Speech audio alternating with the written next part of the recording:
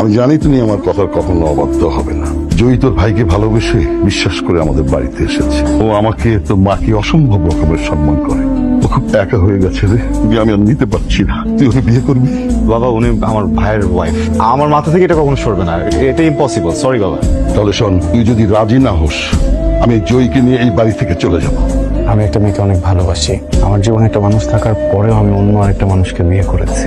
আমার যে এখন কি করা উচিত এটাই বুঝতে পারছি না। বিয়ে করে ফেলছো সিরিয়াসলি? আমার এখন কি হবে? বিয়েটা আমরা কেউ ইচ্ছে করে করিনি। সিচুয়েশনটা এমন ছিল, আমাদের কিছু বলার ছিল না। এখানে কিছুই হবে না, আমি থেকে যাব।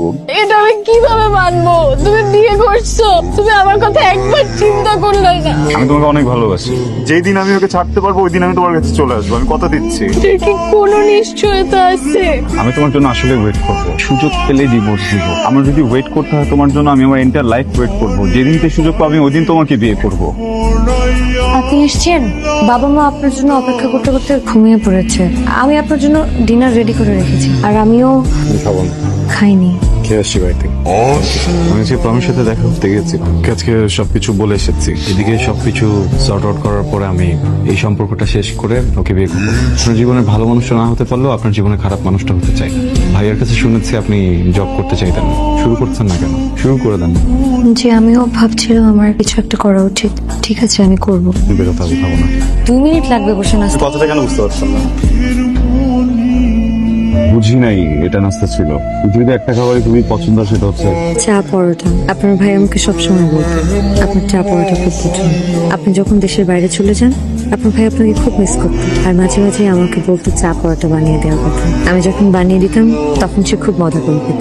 আপনার জন্য সবকিছু অনেক কঠিন হয়ে যাচ্ছে, তাই না? কেন? আমাকে দেখলে ওর কথা মনে পড়ে। তুমি আর ওই মেয়েটা একই সাথে থাকো? কোন মেয়েটা? তোমার এক্স ভাবি, প্রেজেন্ট ওয়াইফ। একসাথে থাকি না, এক রুমে থাকি। ও নিশ্চয়ই নিচে থাকে। তো নিচে থাকারই কথা, ও নিচে থাকে না? ও চলে যাচ্ছে না কেন বাপের বাড়িতে? তুমি কয়েকদিনের জন্য আসছো বাংলাদেশে, তুমি তো চলে যাবা। এই কয়েকদিন ও বাপের বাড়িতে থাক। মেয়েটা এরকম স্টুপিড কেন? আমি বুঝলাম না, ওর চরিত্রে সমস্যা আছে। না হলে ও ওর হাজবেন্ড মারা যাওয়ার পর হাজবেন্ডের ভাইকে বিয়ে করতে পারে না। প্লিজ এইভাবে কথা বলো না। আমার টুইন ব্রাদার মারা গেছে। ফ্যামিলি সিচুয়েশন বুঝতেছো তুমি? তুমি আমার ফ্যামিলি মেম্বারকে নিয়ে বাজে কথা বলতেছো। খুব গায়ে লেগে যাচ্ছে না? কয়েকদিনের মধ্যেই তোমার মনে জায়গা করে নিছে। একটা রিলেশনশিপে যতটুকু অনেস্টি দরকার আমি ঠিক ততটুকু অনেস্ট আছি। আমি বুঝতেছি তোমার সিচুয়েশনটা, আমার সিচুয়েশনটা একটু বোঝার চেষ্টা করো। আমি তো ইচ্ছা করে বিয়েটা করি নাই, একই বাসার ছাদের নিচে থাকতে হচ্ছে, এখানে কিছু করার নাই। আয়ান, তুমি আমার সিচুয়েশনটা বুঝতে পারতেছো? আমি ছোটবেলা থেকে কোন সিচুয়েশনে বড় হয়েছি? আমার বাবা আমার মাকে চিট করছে, এখন সেম জিনিস আমার সাথে হচ্ছে। সেম জিনিস ফেস করছো না তুমি, প্লিজ। না, তোমার বাবাও তোমার মাকে না বলে একটা বিয়ে করে ফেলছিল। আমি হয়তো তোমাকে না বলে এটা করছি, বাট আমি নিজের সাথে তোমাকে এটা বলছি না।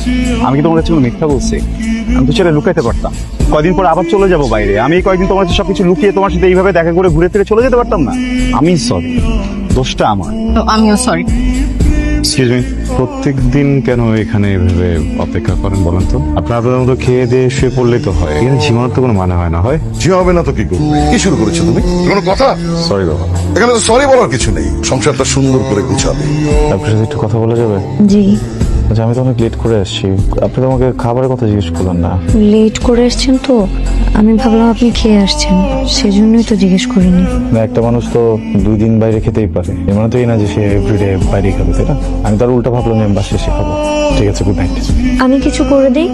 না, প্রয়োজন নেই, উঠতে হবে না, আমি খাবো না। লিগালি ওয়াইফ তো আমার, তো খাবার রাখলে কি হইতো? আপনার ভাই বাসায় যেটা রান্না করা থাকলো সেই খাবারটাই খেত। আর আপনার ভাই এত রাত করে বাসায়, আর বাসায় আসার আগে সে আমাকে সবসময় বলে দিত সে কি খেতে চায়। হতে লাগলে না আমার মাথাটা ঠিক থাকে না, মাথা গরম হয়ে যায়। সরি। আমাকে নিয়ে বাজে কথা বলে এই জন্য আপনি ঝগড়া করেছেন?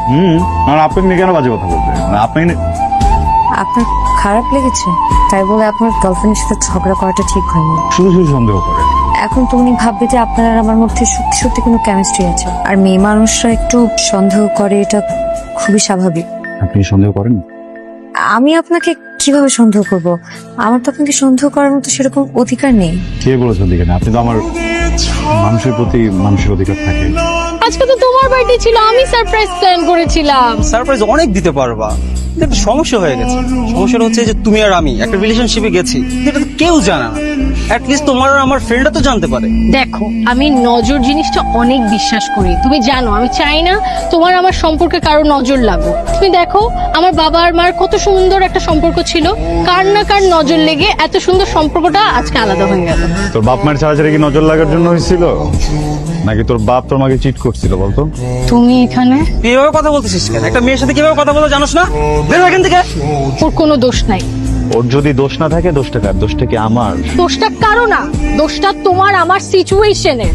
তুমি নিজেকে আমার জায়গায় দাঁড় করায় দেখো।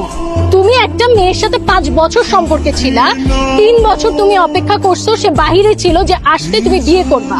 সে ঠিকই দেশে আসলো, সে ঠিকই বিয়ে করলো, কিন্তু তোমাকে বিয়ে করলো না, অন্য একজনকে বিয়ে করলো। এটা তুমি মেনে নিতে পারতা, কিন্তু আমার এটা মেনে নিতে হয়েছে।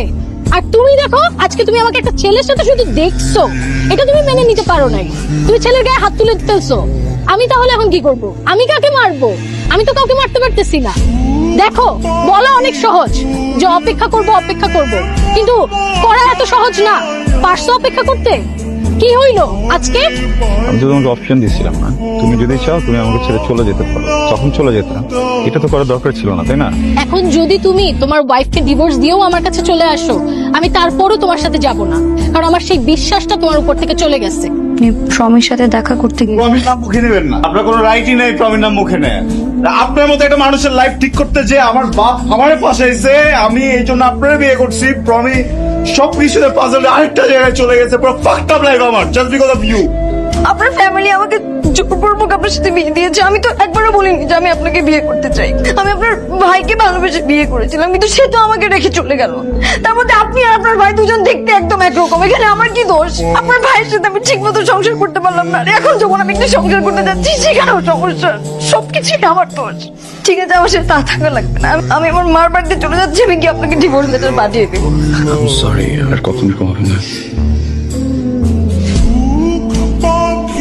জয়, আমি চলে যাচ্ছি, কবে ফিরবো জানি না, কখনো দেখা হবে কিনা সেটাও জানি না। যদি কিছু বলার থেকে বলে দিতে পারি। এটা আপনার জন্য কি এটা? Divorce letter. আমি তো থাকবো না, তাই সাইন করে রেখে গেলাম। যখন আপনার কমফোর্টেবল ফিল হবে আপনি তখন আপনাকে সাইন করে দিন। Ayaan, thank you. আপনার সাথে এই ছোট্ট সময়টা অনেক সুন্দর কেটেছে। You are a good friend. নিজের খেয়াল রাখিস, ঠিক মতো খাওয়া দাওয়া করিস। প্রিয় বউ, আমি আসলে খুব সরি। এই পুরোটা সময় হাজবেন্ড হিসেবে যেভাবে থাকা উচিত ছিল সেইভাবে থাকতে পারিনি। আসলে এত অল্প সময়ে ব্যাপারটা মেনে নেওয়া আমার জন্য খুব কঠিন ছিল। দেশে আসতে না আসতেই বিয়ে, তারপর প্রমের বিষয়টা, সবকিছু মিলিয়ে আমি একটু পেঁচিয়ে ফেলেছিলাম। হয়তোবা প্রমের সাথে বিচ্ছেদের দিন আমি একটু খারাপ ফিল করছিলাম, কারণ এই সম্পর্কটা আমার আর আপনারই ছিল। ওই দিন রাতে যা কিছু হয়েছিল এই পুরোটা এই জন্য হয়নি যে আমি ড্রাঙ্ক ছিলাম। আপনি আমার ওয়াইফ, আমি আপনার হাজব্যান্ড।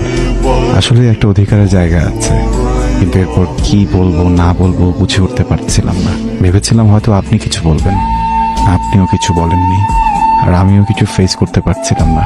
কিন্তু এখন বলতে চাই, আমি আপনাকে ভয়ঙ্করভাবে ভালোবাসতে চাই, একটা সুন্দর সংসার সাজাতে চাই। আমরা কি আমাদের অতীতটা ভুলে প্লিজ নতুন করে স্টার্ট করতে পারি?